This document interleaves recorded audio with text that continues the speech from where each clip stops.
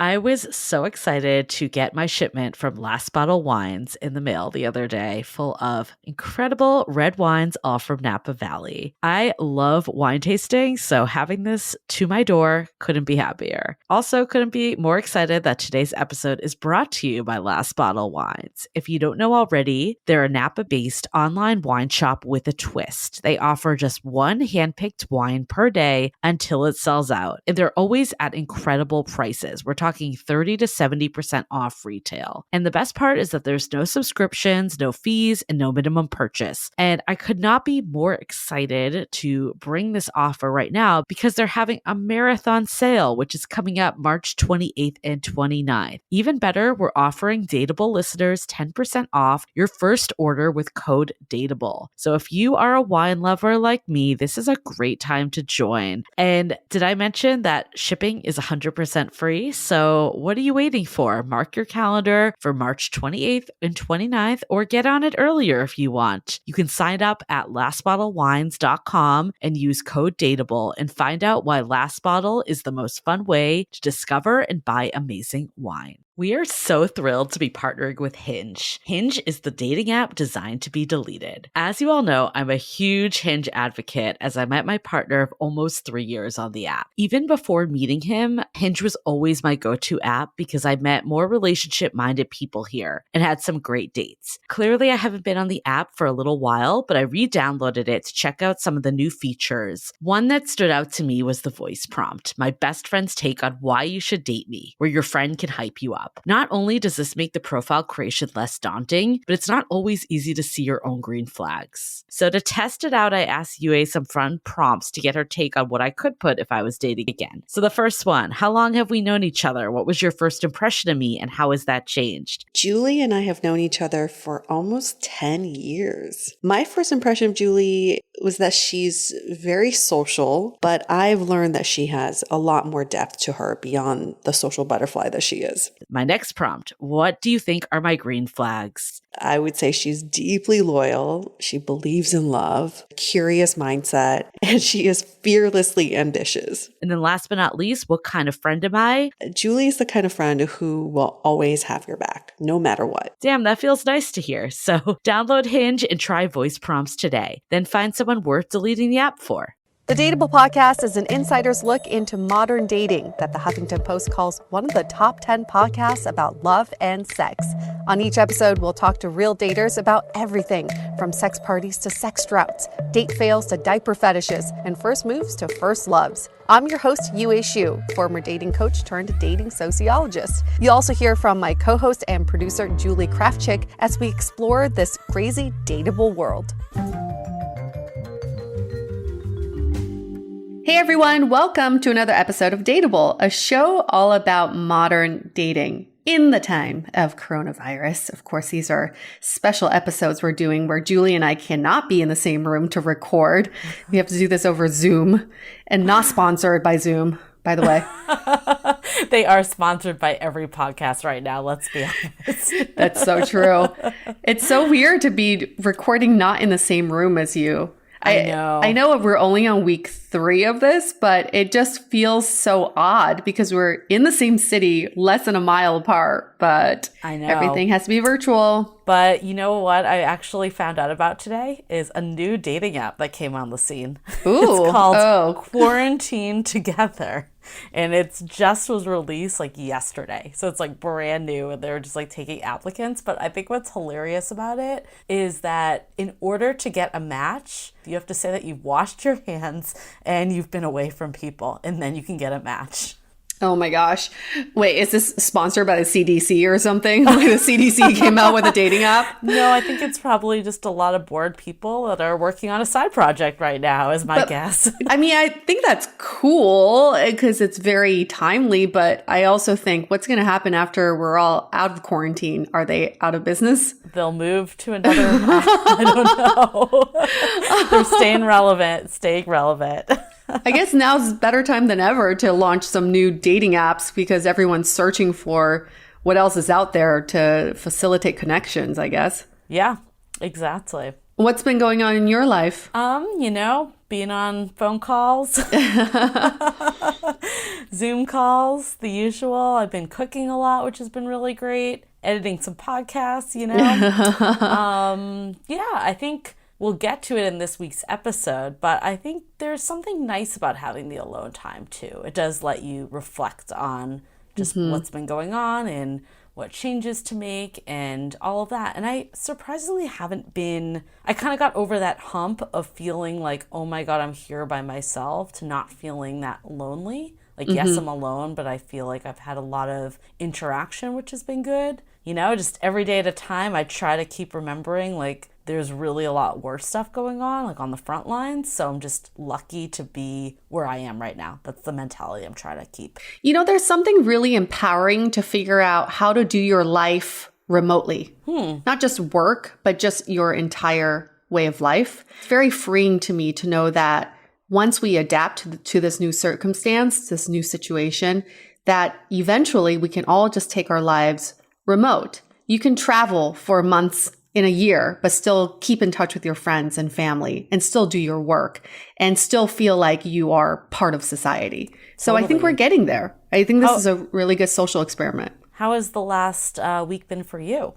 It's been really great in terms of just compartmentalizing my time to know that I work from 9 to 5 and that's it. It's really hard to shut off when you're at home and to make that separation between work and not work. So I think you have to consciously make that separation. And what I really love is our Facebook group, if you haven't joined it yet. Oh, yeah. Love in the Time of Corona by the DATEABLE podcast. It's a private group.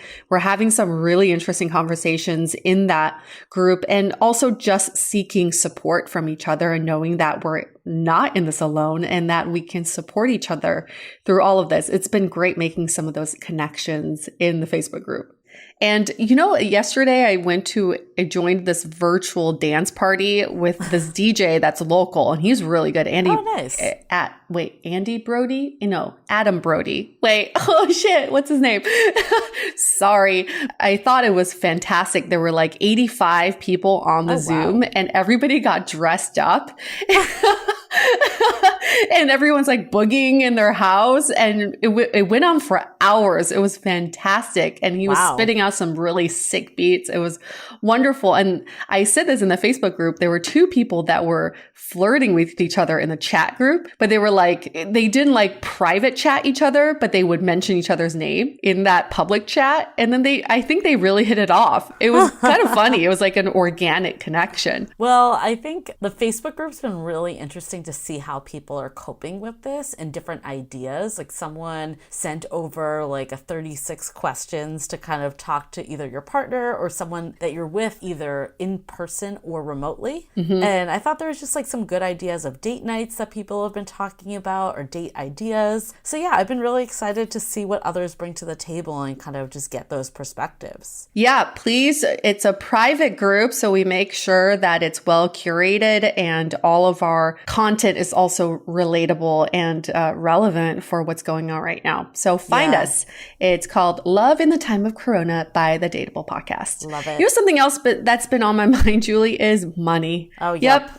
Yep. I think that's on everyone's mind. I love the stimulus bill. That's great. That's being passed. But also, what about future? I mean, I am really grateful that we encountered our sponsor, Empower, that Julie and I have both been using, which is an app that helps you autosave. So you don't even have to think about it. Right. No, it's been a really good time to have one of these because, like you mentioned, not everyone's even seeing the money from that bill. And even if you are, it is time to think beyond just that lump sum. So what I've been really loving about Empower is that feature that lets you just kind of set the budget that you want and stay on track of that every week. And especially right now, I feel like we haven't been going out or doing any activities. So I kind of have been just taking the money that I typically spend on that and putting it in for Empower to go into savings mode a bit more. Yeah, I feel like my Empower account is really robust right now because I didn't realize how much money I spent on going out and drinking. And another part that I realized I'm saving on is the commute, just the Lyft rides and the Uber rides. You're not sacrificing that money. That money's not being taken away from you. It's just money you would have spent anyway. And now it's being put into a savings account. So if you want to get on board with us, you can download the app as well in the App Store or Play Store. It's spelled EMPOWER. Over 650,000 other people have downloaded it, so you know it's legit. And for listeners of Dateable, you get $5 when you use the code DATEABLE.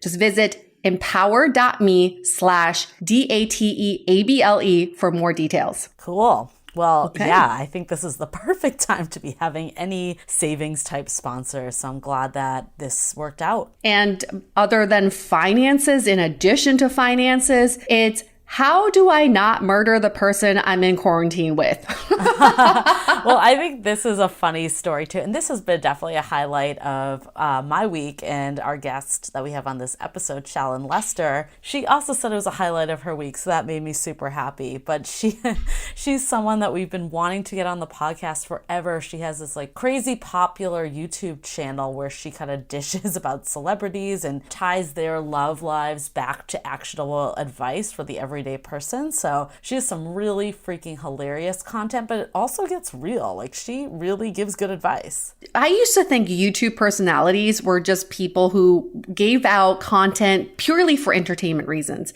But Shallon's freaking legit. Her advice has been some of the best advice I've ever heard. She is so real and she is very opinionated. So that's why we're so excited to have Shallon Lester on the show.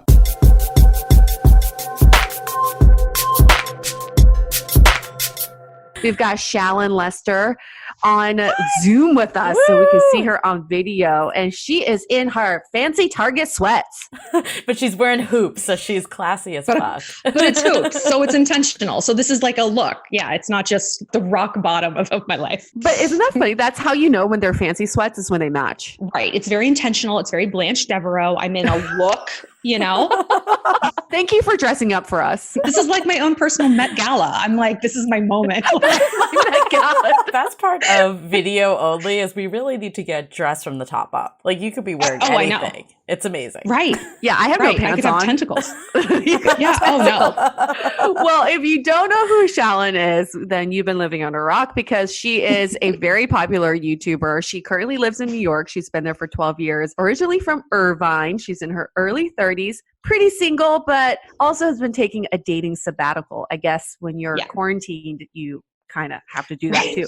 She's a popular YouTube who tells it like it is and breaks down celebrity relationships, scandals, psychology to see what lessons we can all learn and give you this no nonsense advice and real world tips on everything from dating apps and players to family and friends and fuckboys. That is your that is your ultimate. You're an expert on fuckboys. I know. I'm like the fuckboy whisperer. I know what to do with them. I feel like that's how I found you. I swear I like did a Google search and it was like on fuckboys, Shallon Lester. Shallon, your SEO is on fire. It's just like, fuckboy, Shallon Lester. That's why they find me. They're like, hey, I Googled myself and I found you. So you want to go out? And I Googled myself. I Googled my own terrible traits and I came to you. When she's not talking about fuckboys, she's also an author, former columnist at Glamour and New York Daily News, and editor of Star Magazine, NYC It Girl, and the host of Girl on Top podcast, where she answers your burning questions about love, lust, life, and lip gloss. Is it lip glass? No, it's lip gloss. I'm not down for that matte look. And everything in between. She's also, if you guys have to check this out, she's been hosting a daily quarantine dating advice live stream on her YouTube and has some very sound advice. And how we started talking to each other was basically, how do you not murder the person that you're in quarantine with? So first we should establish, who are you currently in quarantine with? I'm quarantined with my mom, which is good because she's the best. And this house is better than my New York City apartment in Brooklyn. So because I work from home and I know you guys do what I do, it's like, is this that different from my regular life? Perhaps it is not. And what does that say about how I've been living? I love those memes that's like, the quarantine life. Oh, nope, this is my normal life. Nothing's changed at all. Yeah, it's like, I can't wait to get back to New York. But you're in LA right now, right? Or Orange County area? In Orange County with the fam. So that's you're in Irvine, yeah? Yeah. Oh, cool. My parents live in Aliso, so my no parents are very way. close to you. I had a choice of either quarantining with them or being back up here in San Francisco. So we could have been neighbors at some point. But you wouldn't have seen We each could have, other like, anyways. So- Yeah, we could have gone to the Spectrum, like stood on Yeah, opposite exactly. sides of the fountain and waved to each other. Oh, my favorite place. No, we could have gone on the Ferris wheel. You would be one end, I'll be the other, Yeah. and we can like text each other. It would have been so romantic. Let's be honest, you guys would have been on this exact same Zoom that we're on right now. I know. But Shut you sure, out. like being quarantined with your mom is great, but how do you, I mean, being with one person 24/7 is always going to be hard. No matter how wonderful they are. So Right. what are some ways that you're trying to like not kill each other right now? Definitely having individual schedules, like she's an early riser. I'm more of a night owl. And so she gets up and she has her alone time in the morning. And then I have my alone time at night. And I think that's really like crucial where it's like, you can just watch what you want. You can do what you want. Cause I live by myself and she lives by herself. A lot of us were quarantined with people who are working a ton and someone who isn't working at all, And so they're like, hey, what are you doing? What you doing? What you doing? I saw a cat. Do you like colors? And you're like, like I have to do my work. So it's good to be like, I work from 8 to noon and then I take an hour lunch break and that's when I can hang out with you. And then I work from 1 to 3 or whatever, because my mom, she's retired. So she's got her little house projects, but I'm sure for you guys too, for content creators, this is like our Super Bowl. Like we are like keeping people from just jumping off a cliff and keeping everyone entertained. So I'm just pumping things out. It's good for me the night before to be like, okay, this is my schedule tomorrow. So, we can have lunch between here and here. And if I am busy, if I'm in my room with my door shut, I'm not just like ignoring you, I'm doing work, and then when I come out of my room, it's like hang time. And so it helps no one feel like they're being neglected.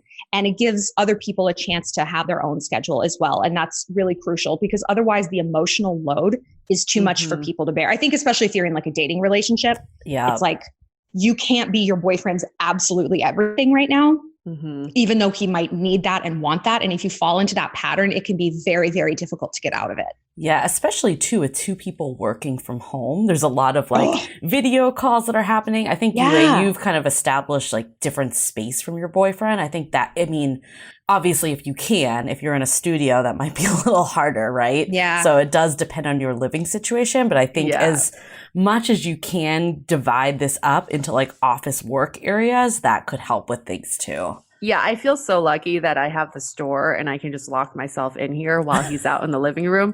But no joke, I'm just going to whisper this. I walked out earlier and I was like, babe, what are you doing? He's like, I'm organizing our alcohol in alphabetical order. You're like, you've hit so a wall. Cute. Like, okay, babe. Back to work I go. That's like, really cute. Everyone's going to do what they got to do right now. Right. When both people are at home and they don't work the same job, it's your own different schedules. So you kind of have to establish a boundary of some sort somewhere.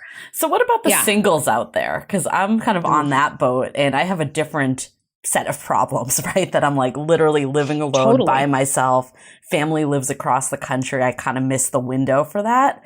What are some tips you have for singles to stay sane in this time? I think this is the great hibernation that we are going through as like globally. And there has never been a time where we are all kind of united in this winter season in terms of like hibernating. And when an animal hibernates, you don't think that, well, that's also the time it should be mating and foraging for food. You and the animal acknowledge like that's the time when they like recede, they grow, they do what they need to do. And then there's a spring season after that, and we as people, we don't think that that's the case for us. But this is the time where we can set positive habits in our life, even if it's flossing, like get in the habit of flossing. Yeah. Because I think either we're on 2 opposite extremes. It's like, I just need to survive and get in my fancy Target outfit and then I'm winning. Or it's like, I need to come out of this with a 6-pack and a book written and a this and a that. And it's like, just come out of this on a path, whether it's the flossing path. I'm working out 10 minutes a day now. Every morning I get up and I stretch and I do planks and that's my path, because we have the chance to really focus on what we want to do without the distraction of dating. And dating is off the table for every single person on planet Earth right now. And that's crazy. But that means we are at the forefront of our own priorities and we might not get this chance again. I hope we don't end up quarantined again. Right. But like, there's a silver lining to this if we look for it and if we really grab a hold of it. Right. What would you say to people though that are like, hey, Shallon, I'm already on a time crunch. Like I'm hitting a certain age and now I've lost like 6 months of potential like valuable time. What do I do? I mean, it's definitely easy to think that, but you know, there's no such thing as off schedule. Everything is on the perfect schedule. I'm a big believer in manifestation and that things unfold the way they unfold. And the worst thing you can do with dating is approach it from a fear-based standpoint, you know, because that is pure desperation, and desperation is the strongest smell in the universe. Boys can, you know, everyone can detect it a mile away. So if you're like, oh, I'm not going to meet anyone. Well, you're right. No one wants to be around that desperate person. But if you're using this time as growth, it's not lost time at all. You know, you don't look at a bear hibernating and be like, you piece of shit, you lazy bastard. You're like, that bear is doing what it needs to do. You know, like, it's why getting are you better. on It's Hinge, resting. bear? Right. Yeah, bear. Loser. Yeah. Go on the Hinge for bears. Damn it. You're like, no, that bear knows what it's doing and it's getting ready for a larger season, for a different season, you know? So we can't change that this is happening, but we can change what it means. And if we look at it like this is wasted time and it's lost, all right, then that's your reality. But if you're like, this is time that I'm going to enjoy myself, I'm going to love my own emotional real estate now, and I'm going to feel comfortable with my thoughts and be alone with myself and just enjoy my time, that now dating is not, I got to find a partner. It's like, what do you bring to the table? Like, who are you? You know, I enjoy myself. I spent 6 weeks alone. I'm good here. What are you doing to enrich my life? You know, it's a good time to reset the people who are in our life that we've probably kept in out of like mania. It's like, I can't be alone. I can't not, you know, and now it's like, if we can lean into this anxiety of being by ourselves and get comfortable with it, oh my God, the people who are now going to be in our life are going to be so much higher quality. I was going to say, I feel like after I went through a really terrible breakup, I spent a lot of more alone time and like taking trips myself and really valuing my own time, because I realized I had always just been filling the time with like friends and events and whatever. And I was never like alone in my thoughts. And I'm kind of glad that I had that, transformation back then, because I feel like it's kind of mentally prepared me for now. And I'm not like going out of my mind. And you consciously did that. Imagine all these people who are not consciously doing that and all of a sudden hit with this mandatory alone time. I think it's really shocking for a lot of people who haven't been alone with themselves, even if they live with a bunch of roommates. Yeah. It's like really hard to just be alone and face yourself. There's something really powerful in that. And it's a great social experiment for all of us to be in right now. Right. And we say a lot of times, like, people sometimes pick the wrong partners because of the fear of being alone. So if you can Not sometimes, I would say the majority of the time. I see this all the time, you know, for real. Shallon, on your live stream, what are some of the common questions that you've been getting? Like, why aren't people talking to me? Like guys that I was talking to, or I thought like, I haven't heard from them. They're in this quarantine. Why not? It's like, because he doesn't care. That's why not. Like, everyone's locked up with their phone and their laptop. And if he's not talking to you, it's because he doesn't care. And like, these are data points we cannot avoid logging. Like, you have to look at that. Like, if someone isn't checking in on you, like, I'm dating a few people and like, they're like texting here and there, but no one has been like, how are you? Are you okay? Is your mom okay? And I'm like, you know what? I don't forget this shit, because you're going to want me to come out of hibernation into the spring season and go right back into bed with you. Bro, I don't think so. I don't think so. And same with friends. If there's no better, I know that you have many tactics to identify and deal with fuckboys, but I feel like this is like a super obvious one that's coming through right now. I mean, seriously, if he's not texting you back or if she's not texting you back now, like, what the fuck are they doing? Obviously, what are they doing? They're texting other people. So that is insane to me that people are still get hung up on that, because then they probably look for evidence of this person still expressing interest. Like, oh yeah, but they liked my Instagram post, right? If someone can do it on the toilet, it doesn't count as courtship. It doesn't count as courtship. Like, even texting. You, like, the boys I date, they call me. We have FaceTimes. Like, and okay, that's good, but it's like, that can't be the only thing that you're doing. And one thing I've realized is how often girls make excuses for boys who don't even have the interest to make excuses for themselves. Oh, he's probably this, he's probably that. I was like, has he said any of this to you? Has he apologized to you? Right. No. You're just like spewing out these excuses for him. And he doesn't even care enough to do that for himself. Like, pull back. And again, it's like we're trying to fill this emotional silence with people and excuses and whatever. And it's like, this is such an opportunity to get to take a quantum leap in terms of maturity to where we want to be. And the world is going to separate from a dating point of view into people who didn't do that work and they came out of this eroded, and people who did do that work, because it is work, it is difficult, and who came out of it elevated. Let's hold that thought for a sec. We'll get right back to it. This episode is sponsored by Via. We all know there are things that can help set the mood in the bedroom, but did you know a little THC could also do that? Yes, Via has developed a unique blend of pleasure-enhancing cannabinoids, libido-strengthening herbs, and a low dose of THC all into one mind-blowing gummy called High Love. This gummy, wow, it will awaken your senses, increase blood flow, and intensify any sexual experience. I've been pleasantly surprised by the High Love gummies because it is just the right amount of THC for me to have a good time without feeling sleepy. And hey, if THC is not your thing, Via also offers a wide array of other gummies without it. And everything legally ships in 50 states with discreet packaging directly to your door. So if you're over 21, you can get 15% off and a free pack of award-winning Dreams THC plus CBN sleep gummies with our exclusive code DATEABLE at viahemp.com. That's VIIAHEMP.com. Let the gummies work their magic. Head to viahemp.com and use the code DATEABLE to receive 15% off and one free sample of their Sleepy Dream gummies. That's viahemp.com and use the code DATEABLE at checkout. Take your passion and pleasure to a whole new level with High Love from Via Hemp. Living with ADHD can be a challenge, and dating with ADHD is definitely a challenge, we've heard many of you say. But finding the right care and proper tools needed to succeed can be life-changing.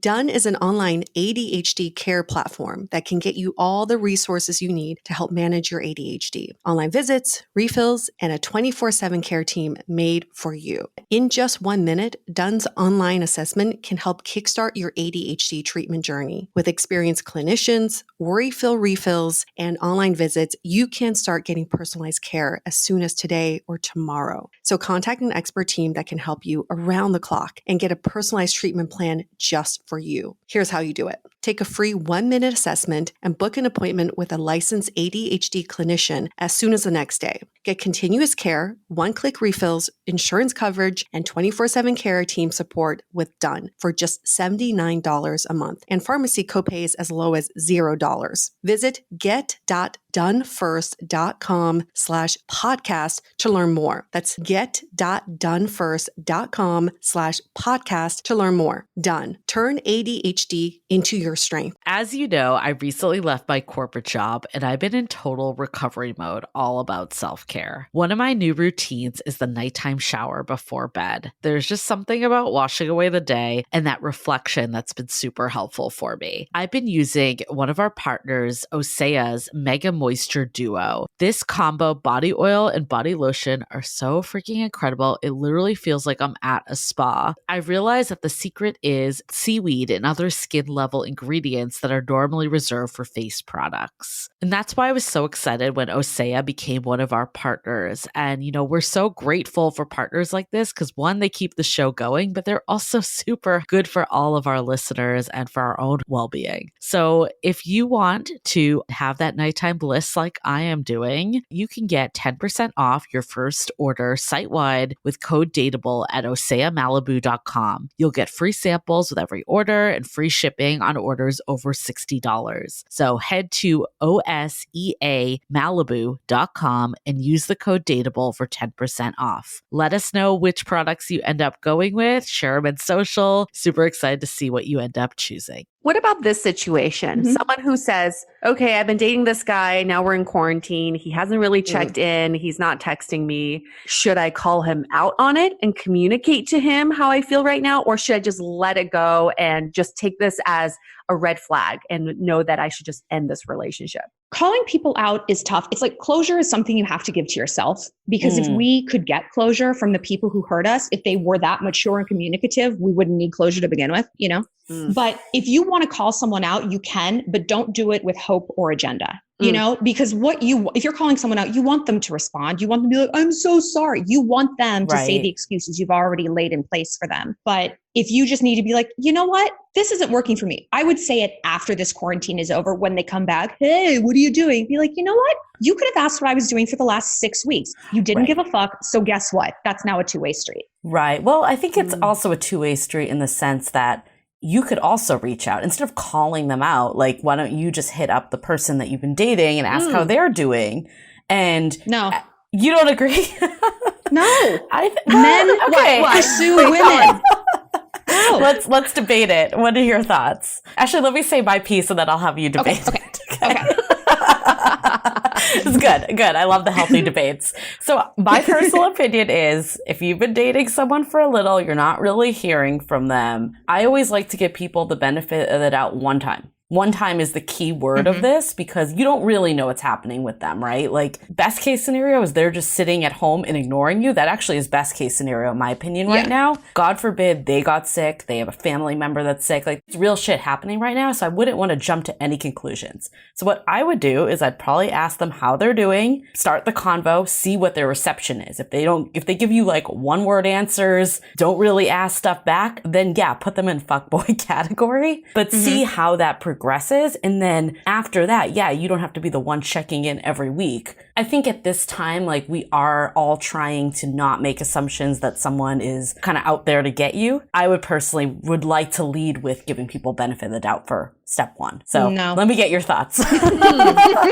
No. She's like, no, I don't agree at all. Okay. Because listen, I guarantee you, and I say this with love, that's not an outlier behavior of yours. You probably give these guys benefits of the doubt outside of the quarantine. If you look back on your dating history, you can probably say, maybe I've been a little too elastic with people. Yes or no? Yeah, potentially. I mean, me too. Like, I'm not saying this like, but the reason I say that is because it's such a slippery slope. You know, we're like, well, maybe now we actually do have a reason to give people the benefit of the doubt. But if we put that in our mind as an okay way to treat people who could also be giving us the benefit of the doubt, they could also be like, oh, maybe she's got a family member. Whatever we're thinking about boys, it's humanly possible that they could be thinking it about us. Right. And that they, as men, we're not teenagers. They're grown men, alpha males, ostensibly. That's who we want to date. You know, like fully formed men, not like weird beta males. Could be like, hey, I'm going to reach out to this young woman who has like parents and a family. Like, why do we have to put ourselves out there when they could be human beings and be doing that to us? And this is my theory, and I talk about this in my videos. It's what I call the passive reciprocation loop. Like, someone will respond to your text and they'll bounce the ball back and you'll have a conversation. They'll answer your call. They will allow you to come over and suck their dick. Yeah, great. What a treat. But that's not courtship. That's not the same as forward courtship. If we remove our efforts, what is left? Right. You know? And so one day they fade out, they ghost out, and we're like, what happened? And the truth is nothing happened. They weren't chasing us then. They're not chasing us now. You know? And all these little like, what's the big deal? It's just a text. It's just an invite. It's just this. I lived my entire dating career like this. Like, I am learning from my own very hard examples. But like, it seems like, oh, well, what's the big deal? If it's not a big deal, they should be doing it. And if they're not, that's data. And we have to just let that play out. We have to let it fade out. As painful and like nonsensical as it might be, there's no reason men can't be fucking texting us. Like, there's no reason. There's no excuse. How do you really feel? Because I wasted so many years doing this. Yeah. I wasted so many years. And I want people to not learn from their own mistakes. I want them to learn from mine. So tell us about that. I want to hear your background and how you came out of it. Yes, but can I give my opinion as well? Because I'm going to take the middle road here, and I'm not just being a pansy, but I really think there are two ways to think about this. One way is to think, okay, well, if the other person, the man should, I hate using the word should, but the man... I don't. They should. Okay. Because there's so many things that women should do. We should shave our legs. We should wear makeup. We have a million shoulds. Men have fucking one. They should pursue us. And that's one too many.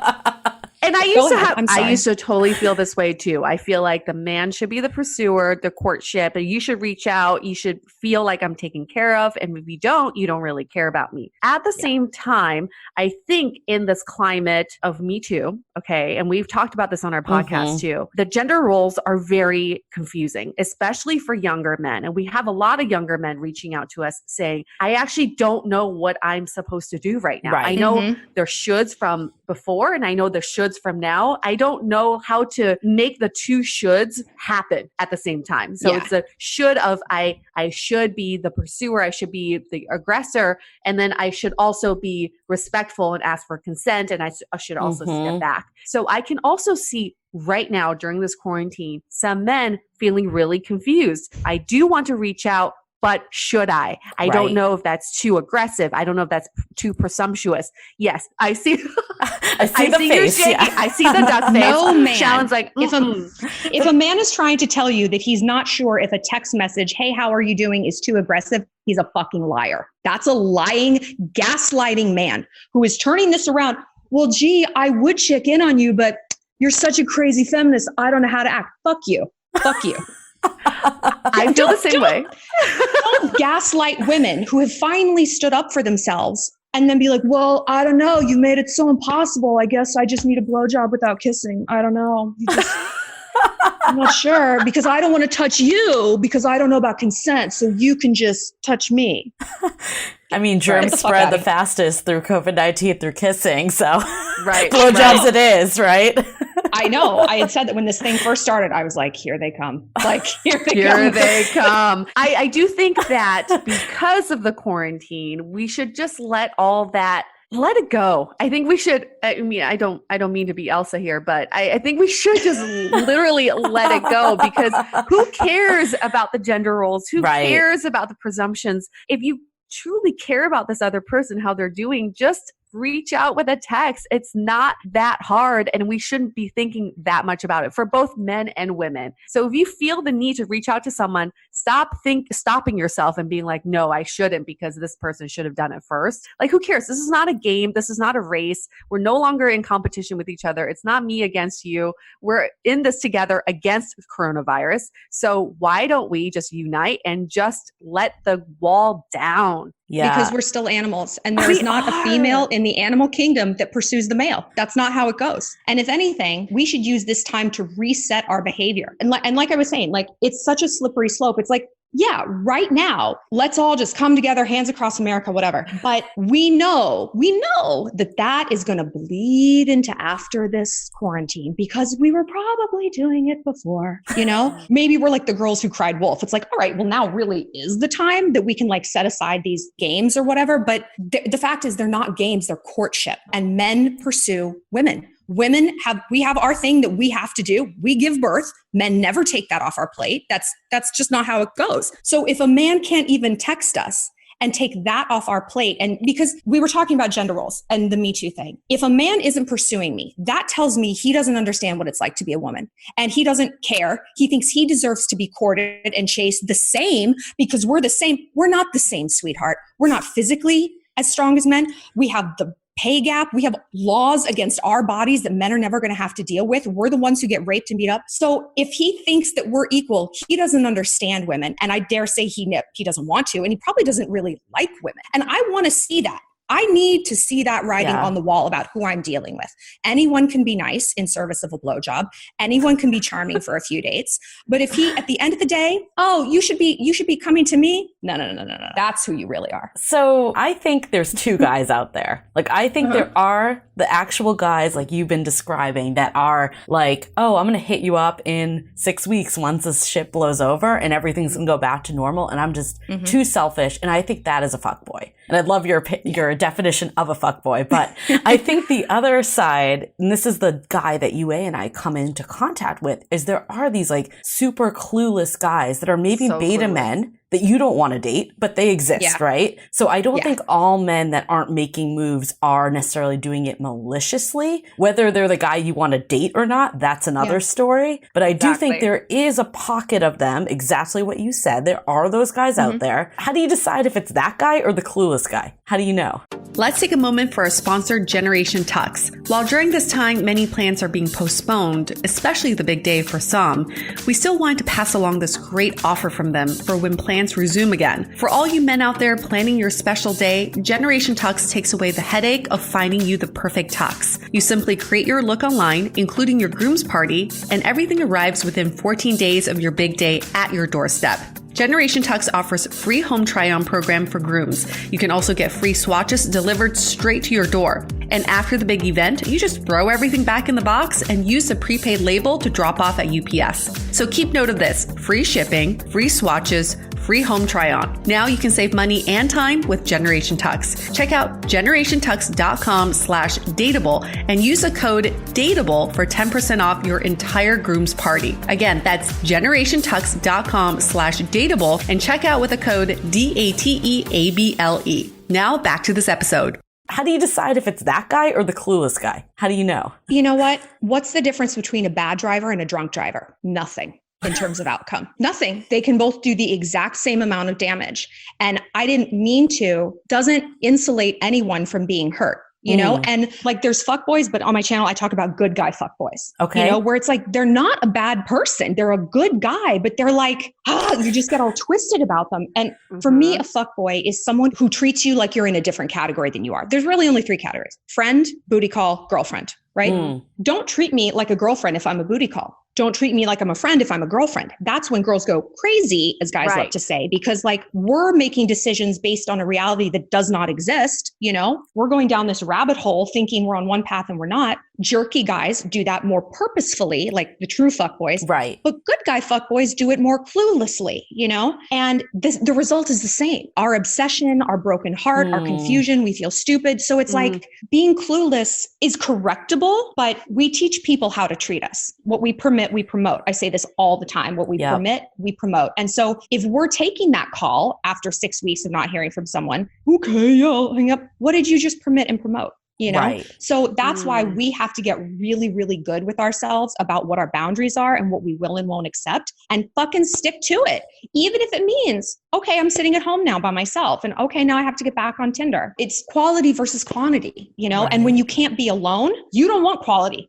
You want quantity, you know? It's actually really powerful to think about this analogy of bad driver versus drunk driver, because for both of them, you would not want them back on the road again. So that's kind of like similar to, you don't want them in your life again, because that's, you don't want them. Because if you allow them on the road again, they'll keep doing the kind of driving that they do on the road. The course of action is to put them back in driver's ed and make sure that they're more educated. But that's not your job to educate them on how to drive. That is not our job. We are not rehabilitation centers for stupid men. We are not. Our pain, you know, but we think that we are because we love a project, because we don't want to be alone with our thoughts and we don't want to fix our own issues. So, oh my God, it's so much easier to fix his. That is the definition of codependence. I care more about fixing his problems than he cares about fixing them. What can a clueless man do at this point? Where can they seek that education? Shallon Lester's YouTube. Google fuckboy and then Shallon Lester comes up. Even if you don't think you're a fuckboy, just Google it. And if you're a hot one, I'll probably still date you. If you're a D1 athlete, come talk to me. But yeah, I mean, you can call guys out. Like, I date young guys. Like, the boys I'm dating are 22, and that's like my sweet spot. I love younger boys. 22? I love them.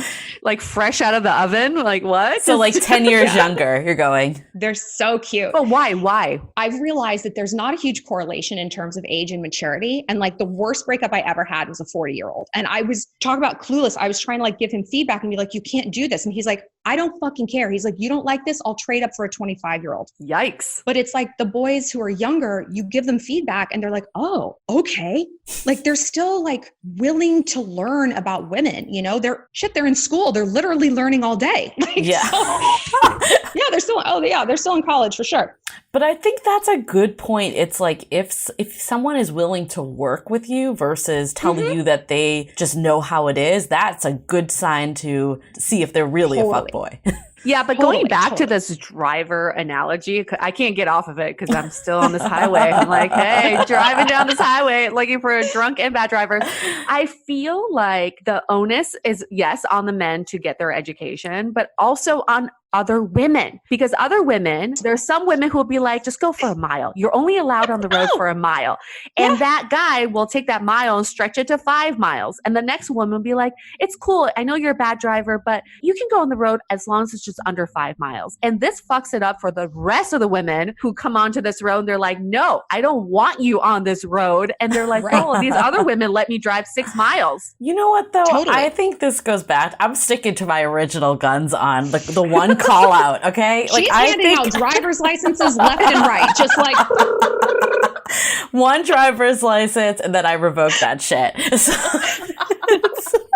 But I think people aren't mind readers. And I think that's why it's like you say how you want to be treated. I agree with you 100% on people will do what you let them do. I think different situations are more obvious than others. Like, I think that's a pretty obvious one. Like, if they've just gone dark and then they hit you up at like midnight, okay, that's like a pretty obvious, in my opinion. I would just ignore that. But I think it's more these ones that are kind of like on the edge that I'm a little more forgiving to at least give them that one out. And I'd maybe even just flat out say like, hey, like, I'm a little disappointed that X happened, and let them respond. But then after that, and again, hear what they say. Like we were talking about earlier, your ex that just was like, that's how I am. That's not cool, right? But if they're like, oh my God, I had no idea. Like, let me, do this, this, and this. Let's talk about it. I think that's a very different reaction, and you can really gauge someone a lot differently. I stand by the one-time call out. No, you're right.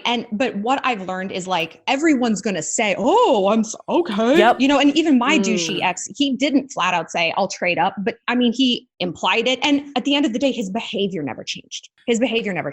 So like, call someone out. And don't even listen to what they say. It's like, I just try to go like totally blank. And like, that's why I like to do it almost via text, because if I'm calling someone out in real life, I get bamboozled by like the chemistry. Because text, it's like, I can simply like not even read the text and then base it on, is there a behavioral shift? Because they're just going to shuck and jive and be like, oh, you're right. Gosh, I'm sorry. And it's like, is the effort maybe like 5% more? And then it just goes way back. Because we have to remember that when someone likes you truly in the right way, none of these things really happen. Like, and I didn't know this until I got into a healthy relationship. I wasn't stressing over the text that I was sending. He was leading all the conversations. When I was on the first date, he was planning the second date, planning the third date. Like every question in my mind was already answered up front. And I mean, not like it's 100% smooth sailing. There's going to be like, this is what I need. This is what you need. And the refining, but it was not the anxiety of what do I have to do? How do I have to play this to get him to plug into me the way I'm plugged into him? Like that was not present. So maybe that's the litmus test, because I agree. And I'm not promoting people to like give people the benefit of the doubt if they're feeling like super anxious. I think it's like, if you feel that, you say it, you say your needs, then they don't act on it. I fully agree with like what they say actually means nothing, but I think having the conversation at least makes them aware,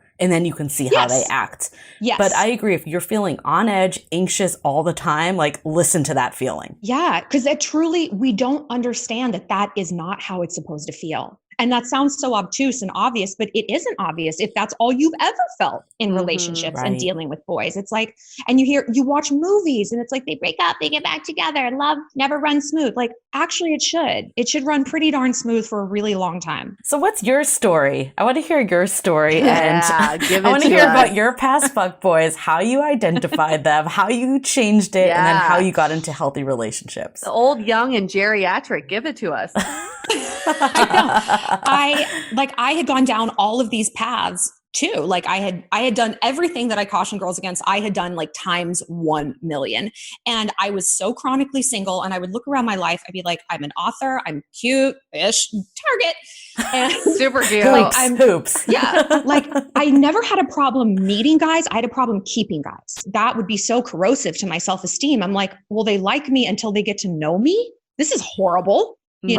Looking back on my behavior, I was so fragmented as a person. I was Shallon casting the role of boyfriend in her life. It's like, whoever comes through the door, sure, you want to do a reading? Yeah, that's fine. Like I was just looking for like an emotional seat filler. And the guys I would get twisted on, like I have a name for people like this, and then we all have one. I call them a hurt locker, because it's like this person in which we store all of our hurts. And my hurt locker was a professional hockey player. And it took me years to get over it, years and years, because because the people we get super fixated on, they're not the people we love and want to date. They're the people we want to be.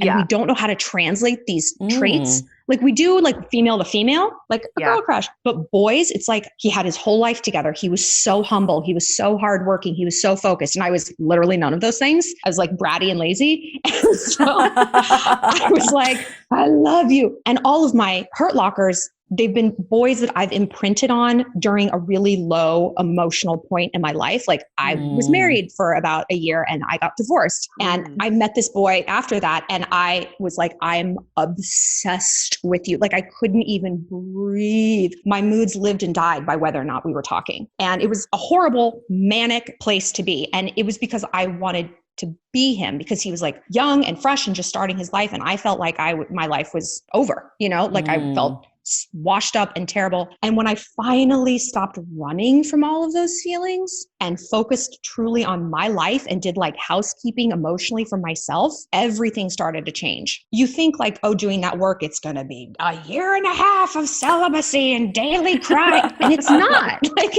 Well, everyone's celibate now anyways, right? Right, there you go. We are. Yeah, not even the people coupled up are getting laid. Like they're so sick of each other by now. I have to believe that. That makes you feel better. It makes me feel better too.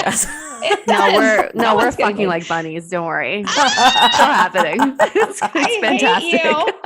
I hate you, but I'm glad. I'm glad somebody is, if not me. But yeah, it's like you realize once you just do a little bit of that introspection and like learning, I call them like emotional autopsies, like going back through situations that didn't work out, just like a real autopsy, they're disgusting. It's awful and nauseating to like tear something open and really look at it. But that's how you can learn. After my divorce and after my hurt locker, I met my ex-boyfriend, Max, who like my fans know all about him and he's done videos with me. And we broke up last year, like off and on, and then like re-broke up a month ago. And it's been fucking brutal. And it's like, we're doing another autopsy. It's not fun. It's not fun, but like the work has to keep continuing. And after every breakup, there has to be that learning. And because learning is growth, but growth is painful and it's awkward. So I've been there myself too. But why do you think even despite all the growth, you're still kind of going back and forth with him? Because of codependency. And I'm like learning that, like it's because that was what I said and what I was talking to my therapist about. I'm like, why can't I let go? And the obvious answer is, well, you love them. And it's like, we can't just say that it's love. And it is. But like, I was very fixated on fixing all of his problems. This is what I do for a living, and I couldn't turn it off. And that's always been my role in like friendships. Like I'm the fixer and I'm giving advice. And I just became it turned into a parent-child dynamic. And then it was like, I'm nagging about his shoelaces and the Swiffer's on upside down. And it's like, But this is also something we hear from our listeners too, is that they turn the focus on the other person. Once this person becomes the person I want them to be, our relationship is going to be flawless. And we hear this from men too.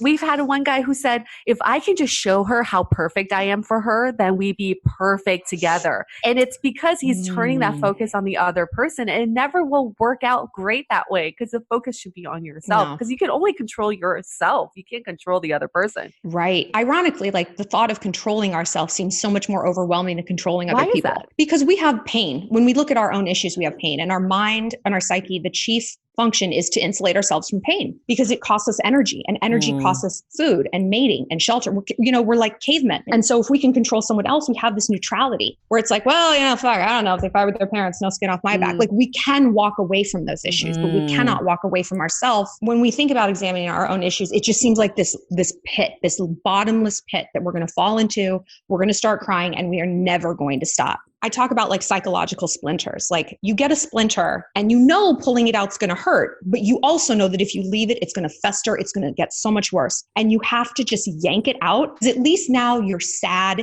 and you're in pain in service of healing. There's some sort of point to it, not just I'm in chaos and everything's just throbbing and hurting over and over and over again. Right. We have to yank that out. Well, I think that's why people are having such hard times right now with the quarantine. Like I think the people that have done the work, that are single on their own, maybe are adjusting better. But there's a lot of people that I've talked to that are just like, I can't go out. I can't go to this event. I can't see this person and this person and this person. I'm like, damn, do people just have like a way more active social life than I do? That I'm like, damn, it's been like 2 weeks. It has been 2 full weekends in San Francisco that we've been on lockdown. It's 2 weeks. Like, it's not that much. And I think it's that sitting with your own thoughts. That is really hard for people. So we found all these distractions. So I agree that now is probably the time where a lot of people will have a chance to do that self-work, and it might get really uncomfortable. Yeah. It's withdrawal, like everyone has vices, and whether it's alcohol, it's like very clear what that vice is, or it's just social media and keeping yourself busy. And that's how I was. And it destroyed my marriage. It did. And because I couldn't just be home with him, I had to be at every event. I had to be on every red carpet, blah, blah, blah.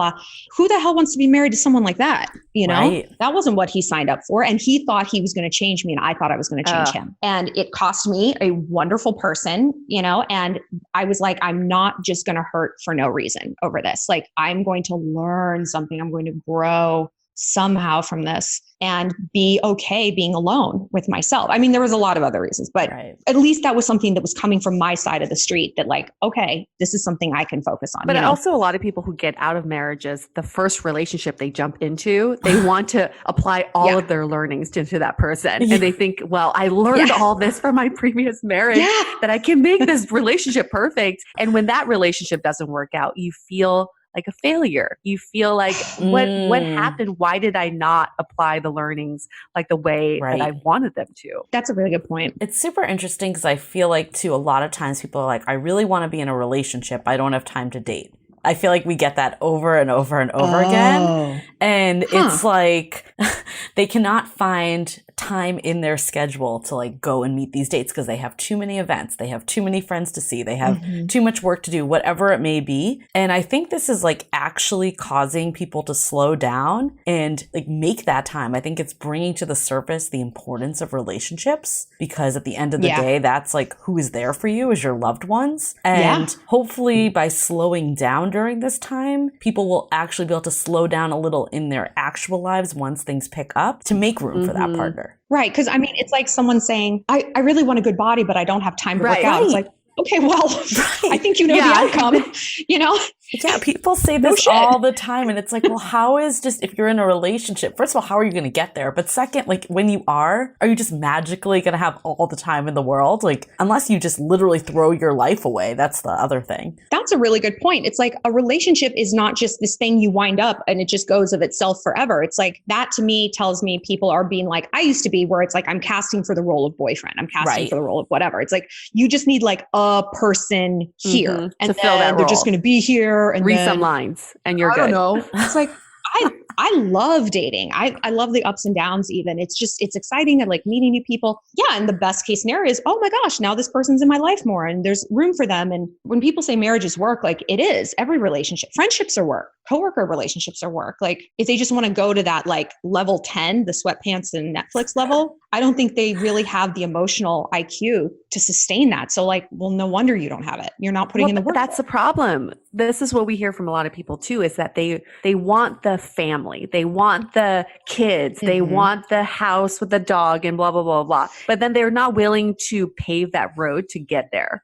So for some reason, I think it's like this idea of like instant gratification. I think our generation is so guilty of this, is that we want the microwave effect with relationships. We think this is raw. This is something that's frozen. It's magically going to just defrost in the microwave. And when it comes out, it's going to be ready. It will be ready for me. And that's not how relationships work. And that's not how life works in general either. So those are just some of the learnings that I think people could really think about while they're in quarantine. Well, they want that microwave because they're trying to fill a void, like they think that's what's going to make them happy. It's like checking a box. It's like being a tourist versus being a traveler. A tourist is like, I want to see the Louvre. Like, I want to see the Mona Lisa. I want to say I've seen it. A traveler wants to like plan the trip, pack the bag, explore, blah, blah, blah. They want the journey, not just the destination, because it's like, okay, you've seen it. Okay. You have a husband. Like, do you think that's the end of your problems? Do you think having kids means you never stress about where your life is going again? Ask some parents quarantined home with their kids. They're just trying to survive. I told Julie that I was at a wedding. I guess it was like a few years ago. And there was this really well-known tech founder there. And he has a lot of these like founder friends who are all at an age that they want to get married. All of a sudden they're done dating Instagram models and they're like, hey, I'm ready for a wife. And he said to me, he said, Yue, you would make so much money if you can write code for like the perfect wife for someone. And he was being totally serious. He's like, here's a business idea, a code, a formula where a guy would just plug and chug what he's looking for, his personality, and it would then feed into an app like Bumble or Tinder, and then boom, come out like a machine, like a vending machine, come out with the right person for them, the perfect person. And he said this on top of, he goes, and if you write this code, it dispenses the perfect wife for that person. Then they just get married. That's it. That's the end. They get married, and that's it. There's no courtship. Shallon, this is what we have to deal with in the Bay Area. She's about to lose her fucking mind. Oh, I know. People are like, oh, if you leave New York, you should go to San Francisco. It's like, no, thank you. I am. Did we just officially seal the deal not to Shallon, if you came to San Francisco, I give you 1 year to become that person on the street on your AirPods, just like swearing to yourself. Fuck. What the fuck is this? I feel like Shallon would like slap everyone into shape here. I think you need to come here for a year. Someone should pay you to move here for a year. It's like a tour of duty, the government. Yeah, exactly. Because I think there's a lot, like back to the intentional fuckboys or not intentional. I think my personal opinion in San Francisco is I would say it's like 80-20. 80% not intentional because they're just clueless. Super clueless. And there are the 20%. There are the 20% that are just like racking up girls, right? So it's like you either get no one or it's like the same group of guys that are getting everyone. But you should come and whip them into shape. Oh my gosh, a Shallon boot camp. She's like, no. Fucking Shallon. I would love to do it. This is a goal for next year, is to do like retreats. And it's but this is not one gnarly. of those yoga retreats where you feel zen. This is like, you're going to get abused. Nope. Shallon's like, I'll do it for a week, not a year. No, can you just see this? We line up like 20 guys and she goes down the line. She's like, quick, how many days till you text her back? And he's like, 5. And you're like, across the face. No, fuck you. Next. He's like, I don't know if I should text her. You're like, get your fucking shit in order. She like kicks him in the balls. Shit in order. He's like, right. Fuck you. Next. Oh my God. Well, this has been one hell of a conversation. I think It's been so fun. I think my biggest takeaway from all of this is use this time. Use this time. Yeah. I love this idea of different seasons for beers. Like that analogy. You've thrown out so many great analogies this hour that we've been talking to you. But I think it's a great thing to remember that like your dating life isn't going to go away. And a lot of times, and I found this from experience, the best way to meet someone is to get yourself in the best place of your own personal happiness. And it's not going on date after date after date. So use this time. Yeah. I mean, there are some people that are trying virtual dates, and I think everyone needs to decide what's right for them. But if you're not up for that right now, like don't feel bad about that either. Like use your time, get your house in order, decide what you're going to stand for. I'm turning a corner a little that the quarantine is not an excuse for bad behavior. I think no. You're revoking that driver's license finally? No. I mean, I still think there's like a line, but I agree. If you haven't heard from someone at all, even maybe you've sent them the one text, they haven't replied back or sent you a lukewarm message, do not fucking regroup with that person after quarantine. This is a time that you are seeing who is there for you. So I guess my other takeaway is even if you're going to take my advice of the one-time driver's tickets and then I'm going to do driver tickets. I'm not giving anyone a license. I'm giving them like a warning, right? So I'm going to say, if you're going to take that advice, still use it as a data point and see what they do with that. Like the fact that they weren't reaching out on their own, if they don't have a real reason, like someone is ill, like then use that as a data point. And also what they do after you reach out, use that as data points. Data points are very important. They are. And sometimes it helps to literally write them down because we only tend to want to remember the positive ones, you know? It's like, try to approach it neutrally, and you can approach things more neutrally if you like yourself more, you know, because you're looking out for like the Shallon Corporation, you know, like I'm looking out for my own interest, and because you can't be half of a whole if you don't know what half you are. And this is the time to know. Yeah, well, and also we just need to be more consistent with our actions so that so that we don't train these bad drivers to go back out on the road.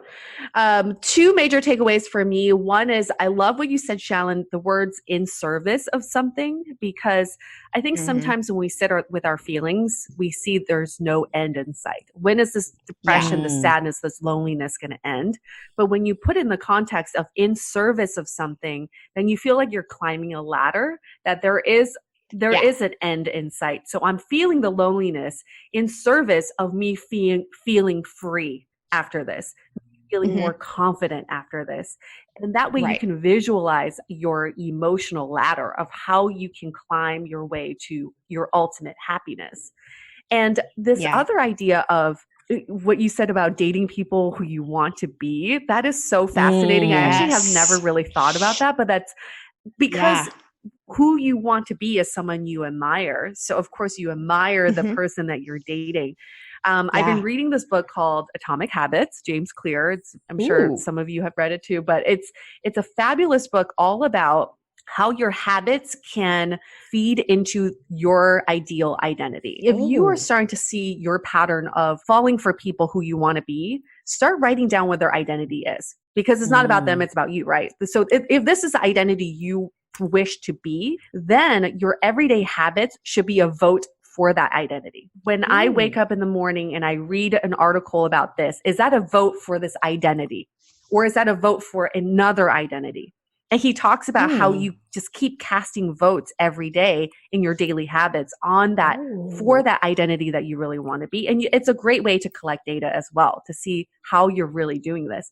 And it's good because that's amazing. Isn't that great? It's like such a great to visualize. That's great. And it's all right to falter. Sometimes you'll want to be the active person, but then maybe today you stay in bed and you're voting for another identity. Then you know that tomorrow you just have to balance it out. Yeah. Right. I so love that. I really true. enjoyed that, but it really comes from your thought of you being with people that you want to be. That is just mind blowing to me. Yeah. I think that's such a good point though, is that like, if you're finding that you're holding on to someone because of their qualities, like how do you just evoke that within yourself? Right. But like if you could print money at home, you would never go get a job and work for someone else. You'd print that money at home. If you could print your own self-esteem, if you could print these traits at home, you wouldn't need to go out and find them in other people. You would enjoy them when you found them in others, because they'd be like, oh, now you're my equal. I'm not like, you're not thirsty. I have to be around you. You're not thirsty. Like they are not the only way you see those traits. You see them every day in everything that you do for yourself. Yeah, I think that really is another takeaway too, is like, is this person an equal, or do you have this like unhealthy obsession with them? Because I think that also helps to understand when you should be giving someone the benefit of the doubt versus being. That's true. Yeah, I think that maybe that is the revelation here, because like when you're in a relationship, like people aren't mind readers, right? Like they could be doing something that is unintentionally hurting you and it is not malicious. Like there was another like dating coach out there that used to say, his name was like Evan Markatz. I don't know if you heard of him, but he used to say like all the time, like if he's your boyfriend, he has your best intentions at heart, and give him the benefit of the doubt. If he's not your boyfriend, that's a totally different situation. Exactly. Don't give boyfriend elasticity to someone you're only dating. Right. Like, and maybe that's where the line is. And I think it's also like, how are you feeling? Are you generally calm? Maybe they haven't texted you, but you're generally calm and you're like, well, I know that they really do care, versus you're like in a like frenzy, right? And I think that's very different. Yeah. Is behavior an outlier, or is it part of a pattern? You know, if it's an outlier, it can be corrected. If it's like, if this is the norm, you know, and then you have to ask yourself, why do I allow this to be the norm? Why am I okay feeling this bad? Am I desperate?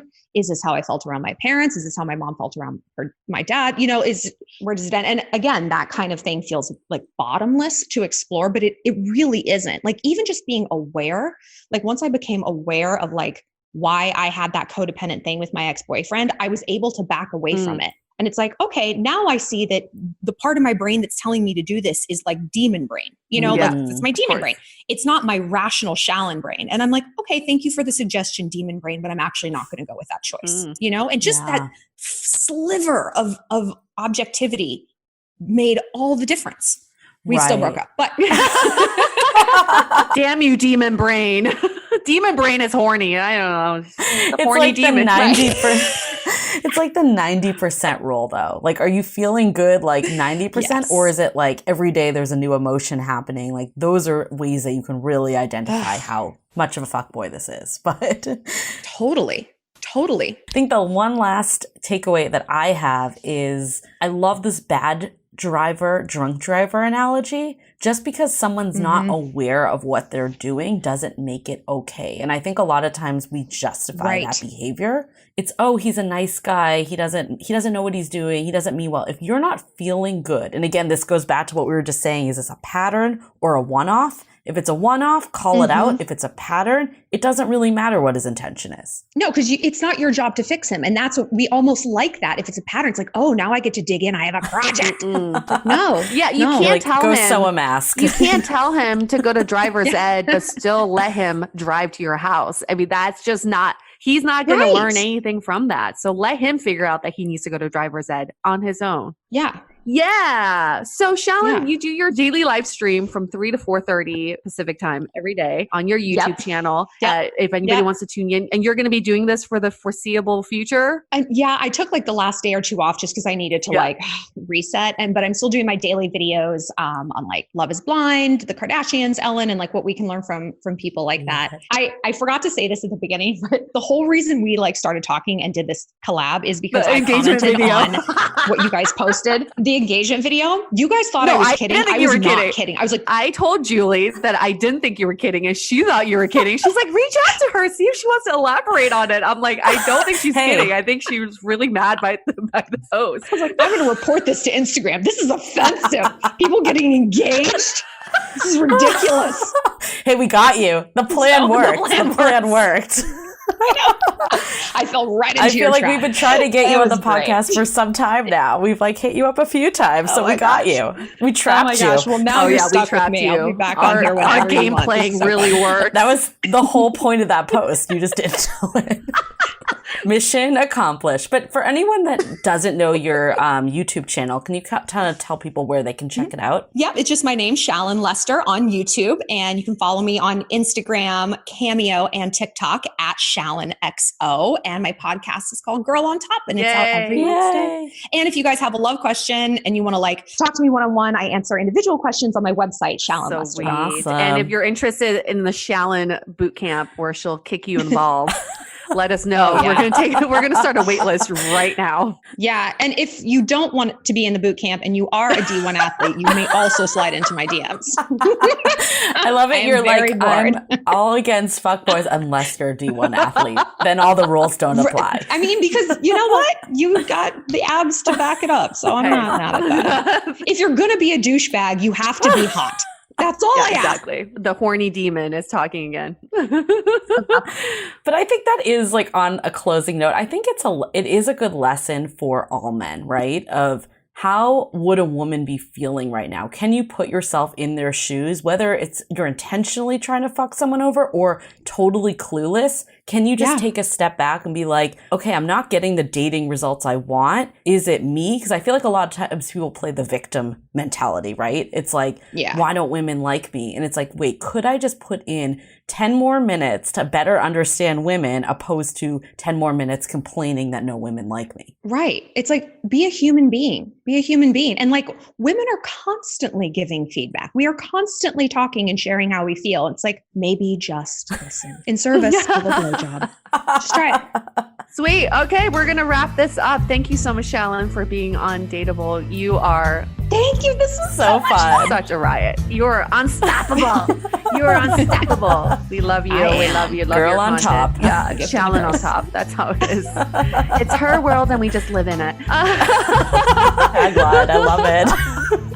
Yeah. And just me with like long nails and like a pink pleather hat. I'd be like, you, what? It's you, Shallon, with tentacles. It's you with tentacles. That's it.